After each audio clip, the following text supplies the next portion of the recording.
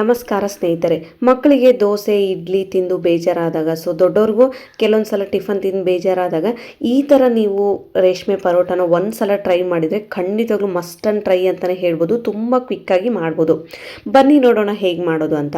ಮೊದಲಿಗೆ ನಾನಿಲ್ಲಿ ಒಂದು 4 ಪೀಸ್ ಆಗೋಷ್ಟು ಆಲೂಗಡ್ಡೆನ ಈ ಥರ ಚಿಕ್ಕ ಚಿಕ್ಕದಾಗಿ ಕಟ್ ಮಾಡಿಕೊಂಡು ಈಗ ನೀರು ಹಾಕಿ ಇದನ್ನು ಕುದಿಲಿಕ್ಕೆ ಇಡ್ತಾ ಇದ್ದೀನಿ. ಸಾಧ್ಯದಷ್ಟು ಸ್ವಲ್ಪ ಚಿಕ್ಕದಾಗಿ ಕಟ್ ಮಾಡಿಕೊಂಡು ಕುದಿಲಿಕ್ಕೆ ಇಡೋದ್ರಿಂದ ಆಲೂಗಡ್ಡೆ ಕೂಡ ಬೇಗ ಕುದಿಯುತ್ತೆ.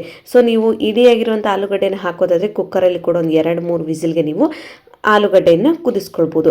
ನೆಕ್ಸ್ಟ್ ಇದೆಲ್ಲ ಚೆನ್ನಾಗಿ ಈಗ ಉಪ್ಪನ್ನು ಹಾಕಿ ಸ್ವಲ್ಪ ಗ್ಯಾಸ್ ಮೇಲೆ ಕುದಿಲಿಕ್ಕೆ ಇಡೋಣ. ಇದೆಲ್ಲ ಚೆನ್ನಾಗಿ ಕುದ್ಮೇಲೆ ನನಗೆ ಬೇಕಾದಷ್ಟು ಆಲೂಗಡ್ಡೆನ ನಾನೀಗ ಸಿಪ್ಪೆ ತೆಗಿತಾ ಇದ್ದೀನಿ.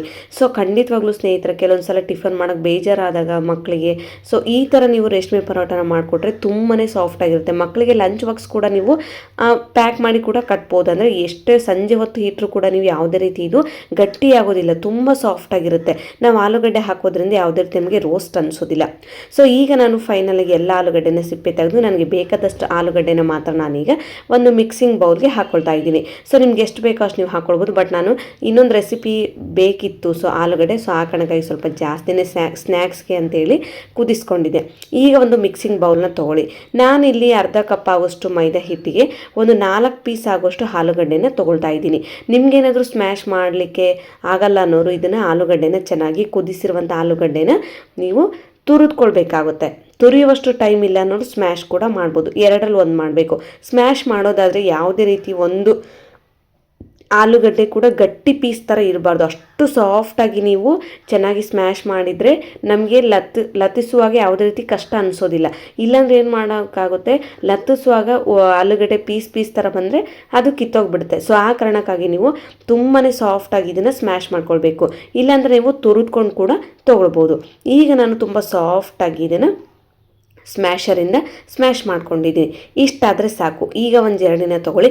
ಇದಕ್ಕೆ ನಾನಿಲ್ಲಿ ಅರ್ಧ ಕಪ್ ಆಗೋಷ್ಟು ಮೈದಾ ಹಿಟ್ಟನ್ನು ತೊಗೊಳ್ತಾ ಇದ್ದೀನಿ.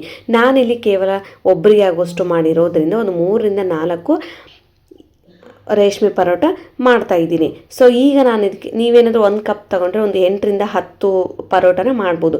ಬಟ್ ನಾನಿಲ್ಲಿ ಅರ್ಧ ಕಪ್ ಆಗೋಷ್ಟು ಮೈದಾ ಹಿಟ್ಟನ್ನು ತೊಗೊಂಡಿದ್ದೀನಿ.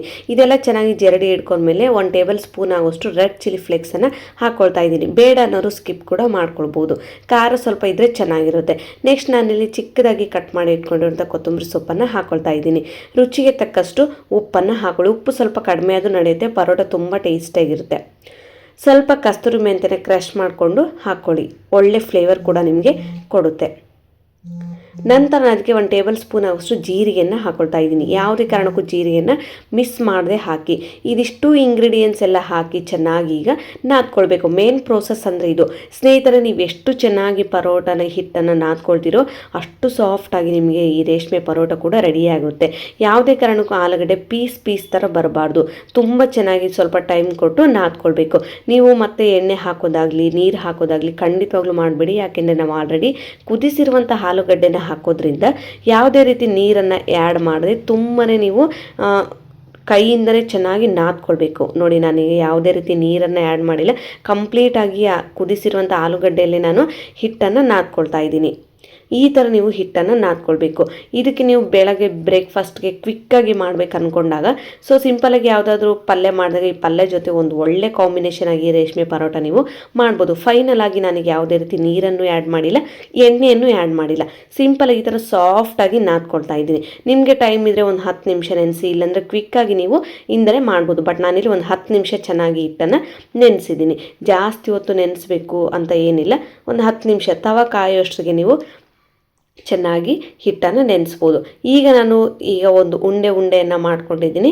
ಸೊ ನಿಮಗೆ ಚಪಾತಿ ಥರ ಯಾವ ಥರ ಲತ್ತಿಸ್ತಿರೋ ಹಿಟ್ಟನ್ನು ಹಾಕ್ಕೊಂಡು ನಾನು ಈ ಮೈದಾ ಹಿಟ್ಟನ್ನು ಹಾಕ್ಕೊಂಡು ಒಂದು ಉರುಳಿಯನ್ನು ತೊಗೊಂಡು ಮಾಡ್ಕೊಳ್ತಾ ಇದ್ದೀನಿ. ತೀರಾ ತೆಳುವಾಗಿ ಮಾಡಬೇಡಿ. ತೆಳುವಾಗಿ ಮಾಡಿದರೆ ಏನಾಗ್ಬಿಡುತ್ತೆ ಅಂದರೆ ಚಕ್ಕೆ ಥರ ಆಗಿಬಿಡುತ್ತೆ. ಸಾಧ್ಯದಷ್ಟು ಸಾಫ್ಟಾಗಿ ನೀವು ಲತ್ತಿಸ್ಕೊಳ್ಳೋದ್ರಿಂದ ತೀರಾ ದಪ್ಪಾಗೂ ಲತ್ತಿಸ್ಕೊಳ್ಳೋದು ಬೇಡ, ತೀರಾ ತೆಳುವಾಗಿ ಲತ್ತಿಸ್ಕೊಳ್ಳೋದು ಬೇಡ. ಮಾಮೂಲಿಯಾಗಿ ನೀವು ಚಪಾತಿಯನ್ನು ಯಾವ ಥರ ಲತ್ತಿಸ್ಕೊಳ್ತೀರೋ ಇದೇ ಥರ ಸ್ವಲ್ಪ ಹಿಟ್ಟನ್ನು ಹಾಕ್ಕೊಳ್ತಾ ಚೆನ್ನಾಗಿ ನಾದ್ಕೊಳ್ತಾ ಬನ್ನಿ. ನೀವೇನಾದರೂ ಆಲೂಗಡ್ಡೆ ಪೀಸ್ ಥರ ಇದ್ದರೆ ನೋಡಿ, ನಮಗೆ ಲತ್ತಿಸುವಾಗ ತುಂಬ ಕಷ್ಟ ಅನಿಸುತ್ತೆ. ಸೊ ಆ ಕಾರಣಕ್ಕಾಗಿ ನೀವು ಆಲೂಗಡ್ಡೆನ ಸ್ವಲ್ಪ ನಿಮ್ಗೆ ಏನಾದರೂ ಪರ್ಫೆಕ್ಟ್ ಇಲ್ಲ ಅನ್ನೋರು ತುರಿದು ಕೂಡ ನೀವು ಮಾಡ್ಕೊಳ್ಬೋದು. ಈಗ ನಾನು ಚಪಾತಿ ಹಿಟ್ಟನ್ನು ಯಾವ ಥರ ನೀವು ನಾದ್ಕೊಳ್ತೀರೋ ಸೇಮ್ ಚಪಾತಿ ನಾದ್ಕೊಳ್ಳುವಾಗ ನಾನೀಗ ಇದೇ ಥರ ಎಲ್ಲ ಕಡೆನೂ ನಾದ್ಕೊಳ್ತಾ ಇದ್ದೀನಿ.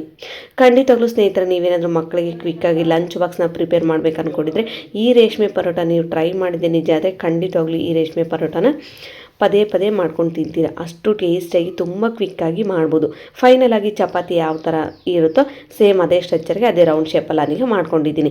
ಇದು ಚೆನ್ನಾಗಿ ಲತ್ತಿಸೋತ್ತಿಗೆ ತವ ಕೂಡ ಐ ಫ್ಲೇಮಲ್ಲಿ ಚೆನ್ನಾಗಿ ಕಾಯಿಸ್ಕೊಂಡಿರಬೇಕು. ಮೊದಲಿಗೆ ಯಾವುದೇ ರೀತಿ ಎಣ್ಣೆನ ಅಪ್ಲೈ ಮಾಡೋದು ಬೇಡ. ಫಸ್ಟ್ಗೆ ನೀವು ಪರೋಟವನ್ನು ಹಾಕಿ ನೆಕ್ಸ್ಟ್ ಆಯಿಲ್ ಬ್ರಷಿಂದ ತೊಗೊಂಡು ಈ ಥರ ಚೆನ್ನಾಗಿ ನಿಧಾನವಾಗಿ ಎಣ್ಣೆನ ಅಪ್ಲೈ ಮಾಡೋದ್ರಿಂದ ನಿಮಗೆ ತುಂಬ ಚೆನ್ನಾಗಿ ತುಂಬ ಸಾಫ್ಟಾಗಿ ಕೂಡ ಬರುತ್ತೆ. ಮಕ್ಕಳಿಗೆ ಕೊಡೋದಾದರೆ ನೀವು ಸ್ವಲ್ಪ ತುಪ್ಪವನ್ನು ಹಾಕಿ ಕೊಡ್ಬೋದು. ಈಗ ಗ್ಯಾಸನ್ನು ಸ್ವಲ್ಪ ಐ ಫ್ಲೇಮಲ್ಲಿ ಇಟ್ಕೊಂಡು ಚೆನ್ನಾಗಿ 2 ಸೈಡ್ ಬೇಯಿಸ್ಕೊಂಡ್ರೆ ಚಪಾತಿನೇ ಮರ್ತು ಬಿಡ್ತಾರೆ. ಇಡ್ಲಿ ದೋಸೆ ತಿಂದು ಕೆಲವೊಂದು ಸಲ ಮಕ್ಕಳಿಗೆ ತುಂಬ ಬೇಜಾರಾಗಿರುತ್ತೆ. ಸೊ ಅಂಥ ಟೈಮಲ್ಲಿ ನೀವೇನಾದರೂ ಹೀರೆಕಾಯಿ ಪಲ್ಯನೋ ಅಥವಾ ಏನಾದರೂ ಇದ್ರ ಜೊತೆ ಗ್ರೇವಿನ ಬರೀ ಬೈಲ್ ಕೂಡ ಮಕ್ಕಳಿಗೆ ಕೊಟ್ಟರೆ ಸುತ್ಕೊಂಡು ಕೂಡ ತಿಂತಾರೆ. ಅಷ್ಟು ಟೇಸ್ಟಿಗೆ ಅಷ್ಟು ಸಾಫ್ಟಾಗಿ ಕೂಡ ಇರುತ್ತೆ. ನೀವು ಸಂಜೆ ತನಕ ಇಟ್ಟರು ಯಾವುದೇ ರೀತಿ ಇದು ಗಟ್ಟಿ ಆಗೋದಿಲ್ಲ.